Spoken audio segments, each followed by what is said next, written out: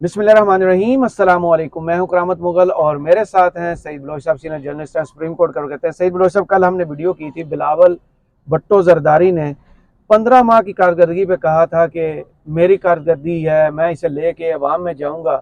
अगर आपकी कारकर्दगी शहबाज शरीफ साहब, एहसन इकबाल साहब, ख्वाजा आसिफ साहब है, तो आप भी अवाम में लेके जाएं और बताएं कि लोग आपको कैसे वोट देंगे। उस पर जवाब दिया है शहबाज शरीफ, और शहबाज शरीफ ने जो जवाब दिया ना, वो तो बिलावल की सियासत के लिए बड़ा खतरनाक है यार। वो कहते हैं बिलावल अपना छोटा भाई है। सर वो अगर वो बिलावल छोटा भाई है तो ये हो गया रहा है यार। छोटे भाई ने अगर इतराज कर लिया तो फिर आपको जवाब देने की क्या जरूरत है? आप चुप करके घर बैठ जाए। पहली बात तो ये है कि छोटा भाई इतना जो है वो एक पार्टी का चेयरमैन है। बदजबान कैसे हो गया कोई बड़े भाई के बारे में इस तरह की बात करे? तो ना, आप भाई कह रहे हैं ना, छोटा भाई है तो यार मैंने नहीं, शहबाज शरीफ ने कहा तो मैं मेरा किधर से छोटा भाई आ गया। हम यार अदालत के अंदर जब केस की समाअत होती है ना, तो अदालत वकील को वो उसका मौकिल समझ के बात का, आपने ये किया, आप अब वकील ने तो नहीं किया होता ना, वो तो उसके मौकिल होता है ना, लेकिन वो रिप्रेजेंट वो कर रहा होता है। तो आप तो इसी तरह हम दो यहाँ पे बैठ के गुफ्तगू कर रहे हैं, आप फौरन उसको अपने ऊपर ले जाते हो। भाई मैं आपको नहीं करता, आप बहुत मासूम और मेरी तरह भोले भाले इंसान है। लेकिन कहने का मकसद ये है कि बिलावल साहब ने बात की थी बयानिए की, इलेक्शन कंटेस्ट करने की, और यहाँ से शहबाज शरीफ साहब की जानिब से फौरन आ गई मफामती पॉलिसी। भाई आपने इलेक्शन कंटेस्ट करना है, अब इलेक्शन आपने भाई भाई बन के तो नहीं ना कंटेस्ट करना। हर सियासी जमात की ये कोशिश होती है कि वो इस वीडियो में मैंने एक और चीज भी करनी थी जो आपने बोल के ना मुझे बुला दी। अच्छा पहले आप वो करें। हाँ, वो ये है कि मिशन बलोचिस्तान भी था।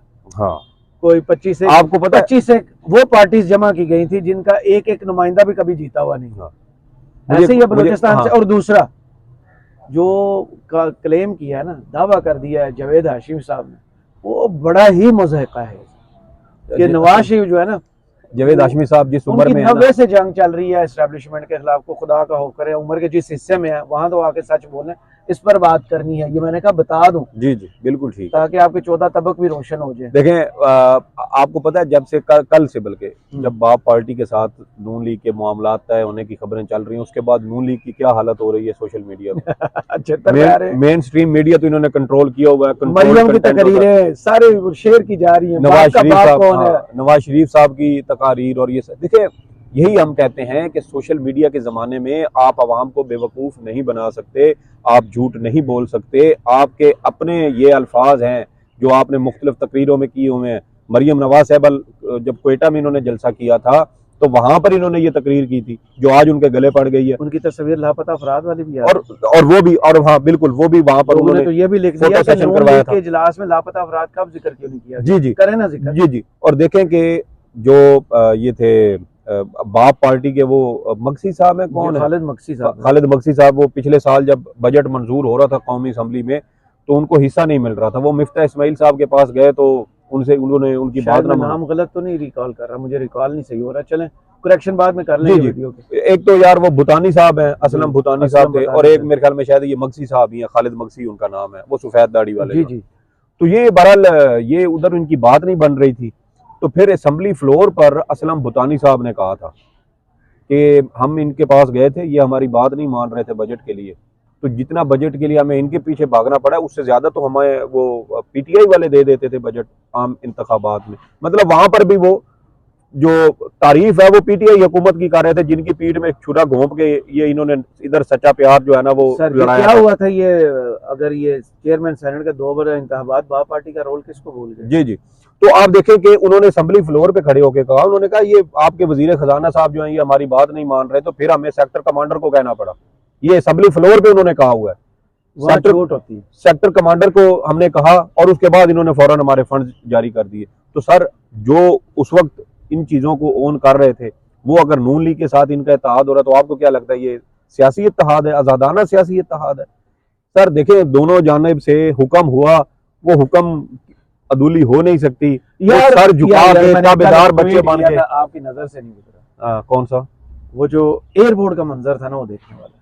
टोटल 6 लोग मियां नवाज शरीफ को वहां वेलकम करने आए थे। टोटल सर अवाम नहीं है, अवाम इनके साथ। और फिर हुआ क्या है वहां? बदतमीजी क्या की है? जिस होटल के हाल में ये गुफ्तगू होना थी ना, मुलाकात होना थी, वहाँ नवाज शरीफ साहब जाते हैं। अब वीडियो वो भी मीडिया पे है। नवाज शरीफ साहब जाते हैं, शहबाज शरीफ जाते हैं, मरियम नवाज जाती है, सारे लोग घुस जाते हैं। जिनसे मुज़ाकरात करने हैं ना, सिक्योरिटी आती है, दरवाजा बंद कर दिया, आधे लोग बाहर। वहाँ बलोचिस्तान में जाके बलोचों की जो बेइज्जती इन्होंने किया ना, वो भी आपकी सोच। आपको पता है ये हमारे वजीर दाखिला साहब जो बहुत ज्यादा माशाल्लाह वो गैर जानिबदार किस्म की सिगार शख्सियत वाली शख्सियत, जी जी, जो जिन्होंने मनशियात मंशियात पे रोकथाम करनी थी और सिगार लगा के उसी मीटिंग में सिगार लगा के जी बैठे जी। हुए थे। इतनी तो अक्ल है और आप देखें कि ये कहते हैं कि अगर मैं वजीर दाखिला ना होता तो मैं इस वक्त मुस्लिम लीग नून का हिस्सा होता। तो यार देखें इस तरह के लोग हुकूमत निगरान हुकूमत का हिस्सा है। राजा रियाज अपोजिशन लीडर था, आज नून लीग में, और उस वक्त कहता था मैं अगला इलेक्शन नून लीग की टिकट पे लड़ूंगा। तो ये इनकी हालत है। और दूसरा आप ये देखें कि ये वजीर दाखिला साहब जब वजीर दाखिला बलूचिस्तान थे ना पिछले साबका दौर में, तो उस वक्त जब ये क्वेटा कैंट में जाते थे तो वहां से भी इनकी भी तलाशी ली जाती थी। सर ये रिपोर्टेड चीजें हमारे जो बलूचिस्तान से ताल्लुक रखने वाले हमारे साफी दोस्त हैं वो हमें बताते हैं कि यार इनकी तो ये वहां पे इनकी हैसियत है और ये कैंट में दाखिल नहीं हो सकता तलाशी देकर। वजीर दाखिला हो और वो गाड़ी से नीचे खड़ा उतर के तो वो तलाशियां दे रहा हो, उसकी गाड़ी की दरवाजे खुले हुए और वहां से अंदर छानबीन हो रही हो। तो सर ये इनकी टोटल वो बात है। और वही बात घूम फिर के वहीं पे आती है सर कि हुक्म हुआ बाप के पास जाना है तो यार वो भी कामयाब नहीं ना हुआ सर, हो ही नहीं सकता ना। देखे कोई भी सियासी जमात जो अवाम के अंदर थोड़ी बहुत भी उसकी बुनियाद हो, अवाम के अंदर वो जड़ें रखती हो, वो सियासी जमात अवाम की मर्जी और मंशा के बगैर इत्तेहाद नहीं कर सकती। अब ये होते हैं ना टेक्नोक्रेट किस्म के लोग कि इन्होंने अवाम के पास जाना नहीं होता। एक सियासतदान वो अच्छा है, बुरा है, करप्ट है, बददियानत है, वो बदफेली करता है, जो भी करता है उसके ऊपर जो भी एलिगेशन हो, लेकिन अगर उसकी जड़ अवाम में है तो उसने अवाम में जाना है, अवाम को उसने जाके उसका सामना करना है। मुझे गुज़श्ता साल अगस्त में जब इमरान खान के खिलाफ वो स्पीकर ने तोशा खाना वाला रेफरेंस भेजा था ना इलेक्शन कमीशन को, तो वहां पर मोहसिन शाहनवाज रांझा साहब इलेक्शन कमीशन आए। तो वहां पर फिर हमारी उनके साथ जरा ऑफ द रिकॉर्ड कुछ गुफ्तगू हुई। तो उनसे हमने पूछा हालात वाकयात का, तो उन्होंने कहा यार महंगाई की वजह से अवाम तो हमारा गिरबान पकड़ रही है। हम इलेक्शन में, ये उस वक्त आपको अगस्त की बात बता रहा हूँ, कहते हैं कि हम इलेक्शन में जा ही नहीं सकते। उस वक्त खबरें चल रही थी कि यार अगले साल यानी 2023 का जो जनवरी फरवरी था इसके अंदर मुमकिन तौर पर इंतखाबात जो है वो पॉसिबल हो सकते हैं। ये उस वक्त कुछ तजावीज़ वगैरह चल रही थी। लेकिन उनका ये कहना था कि मैं MNA हूँ, सरगोदा से हूँ, मैं अपने हलके में जाऊं तो मेरे हलके का कमी कमीर भी अब मुझे ऐसे उंगली उठा के मेरे से बात करता है कि आपने हमारे लिए किया क्या है, महंगाई के इस दौर में हम कैसे गुजारा करें। तो सर ये वो चीजें हैं कि अवाम के अंदर जिस सियासतदान की कोई बुनियाद हो वो अवाम के बगैर नहीं रह सकता। अब ये जो हमने 1-2 दिन पहले इलेक्टेबल्स वाली वो बात की थी, इलेक्टेबल्स की कहानी खत्म हो चुकी है। ये सर पिछले 5 साल में इस पाकिस्तानी अवाम को जो सियासी शऊर, जो इनको समझ बूझ आ चुकी है ना, ये नून लीग और PP और ये PDM अभी भी नहीं समझ रहे कि हालात वाकयात कितने तब्दील हो चुके हैं। साहब ने तो एक्सेप्ट भी कर लिया हम इस दौर में लोगों को बेवकूफ नहीं बना सकते। सर नहीं, हमने बहुत कोशिश की लेकिन लोग नहीं बनते सर नहीं बनते। मैं यही कह रहा हूँ ना कि इन्होंने कल बाप के साथ जो कुछ इन्होंने वो किया, उसके बाद सोशल मीडिया पे नून लीग के साथ जो हो रही है, क्या कोई सियासी जमात इस तरह का जो काउंटर नैरेटिव है वो बर्दाश्त कर सर सर्वाइव करना मुश्किल है सियासी जमातों के लिए। इसीलिए इन सियासी जमातों की इस वक्त बका खतरे में है। एक तो होता है ना कि आम शिकस्त हो जाना। मैं अभी भी इस बात पे कायम हूं कि नून लीग को आइंदा आम इंतखाबात के बाद अपनी पूरी पार्टी रिस्ट्रक्चर करनी पड़ेगी। सिर्फ ये नहीं होगा कि आप कुछ 2 लोगों को बाहर से जो है उनको ओहदे दे दें और उनको कहें जी आप भी पार्टी का हिस्सा है। शरीफ खानदान से बाहर अगर आप 2 बंदे लेके, तो ऐसा कुछ नहीं होगा। जहां कन्वेंशन सेंटर में 2-3 महीने पहले इंतखाबात हुए थे और जिस तरीके से वहां पर सिलेक्शन हुई थी एक तरफा, मरियम औरंगजेब आ गई, अता तारण आ गए, मरियम नवाज साहब आ गई, शहबाज शरीफ, ये कौन से इलेक्शन है? आप अपने खानदान से बाहर निकलते नहीं।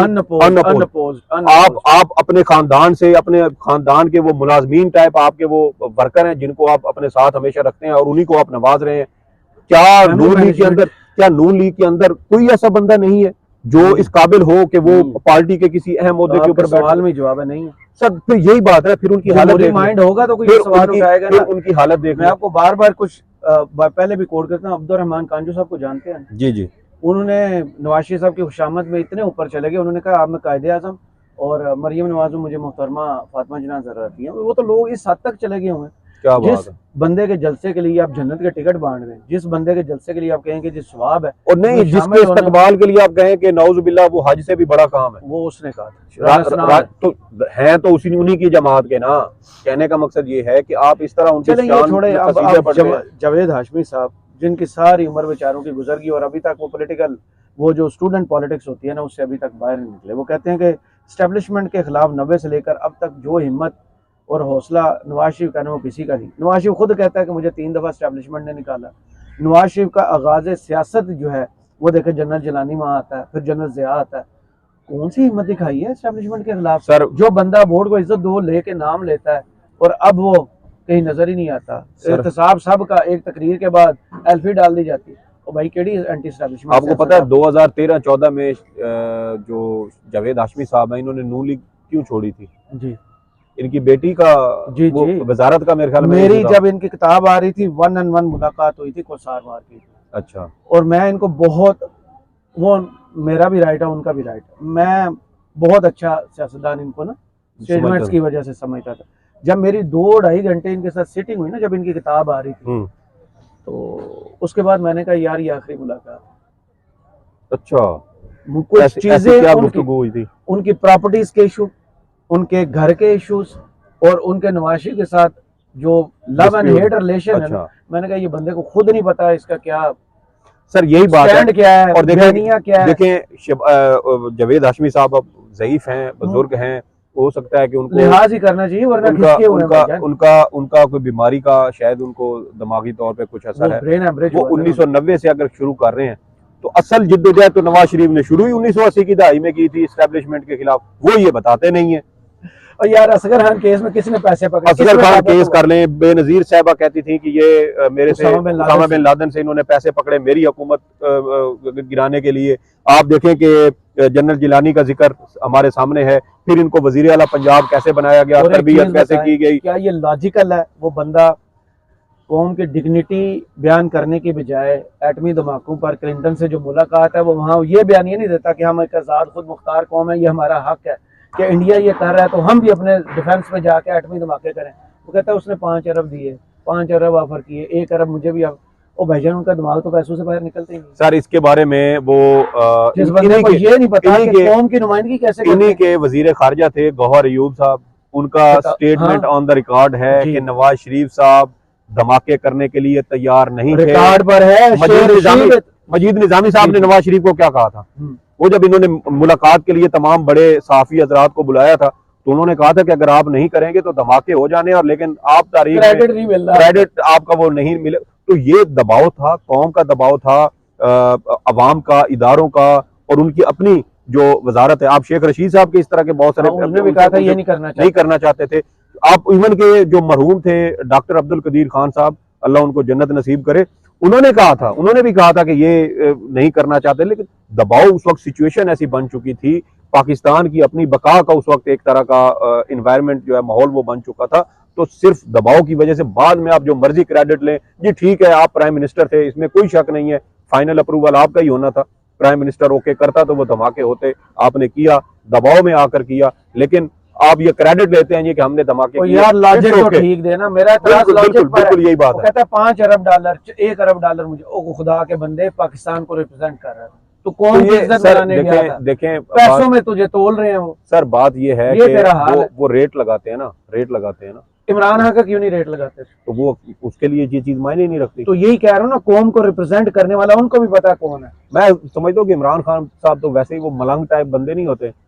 वो जेलम से जीटी रोड से आते हुए मियाँ जी से बैठ के वो चाय में पराठा डबो के खाने वाला बंदा है, और तो वो उसके लिए ये चीजें कोई मायने नहीं रखती। अब बहुत सारे लोगों ने कॉपी किया, 2-3 दिन पहले ना उमर साहब हाफ ने भी यही हरकत की और अपनी तस्वीर भी शेयर की।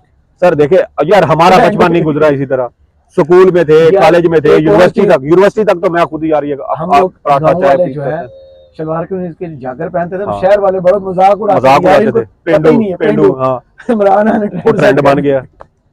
तो यार इमरान खान ने वो पिशावरी चप्पल पहननी शुरू की, मैंने देख के हैरान हो गया कि इंटरनेशनल ब्रांड, वहां पर वो 300-400 डॉलर में खेड़ियां जो है वो हमारी ये पाकिस्तान की बनी वो वहां पे सेल हो रही है कप्तान का 400 500 डॉलर की। वो मैंने कहा ये हमारी यहाँ से 2-2,500 की मिल जाती है, इन्होंने 400 आप भी डॉलर का वो। खरीदते हैं, हम 2000 तक अच्छी मिल जाए। तो देखेंगे ये देखना ये ट्रेंड सेटिंग क्या होती है, ये शलवार चीजें कमीज भाई इमरान खान शलवार जब कमीज वज़ीर आज़म और बने कोट उस शलवार कमीज के अलावा कुछ नहीं। कुछ नहीं पहना बाहर बैरून। और आप देखें कि उनके ऊपर तंज किए यार ये तो बाहर दौरों पे जाते हैं तो ये वहां शलवार कमीज पहन के जाते हैं।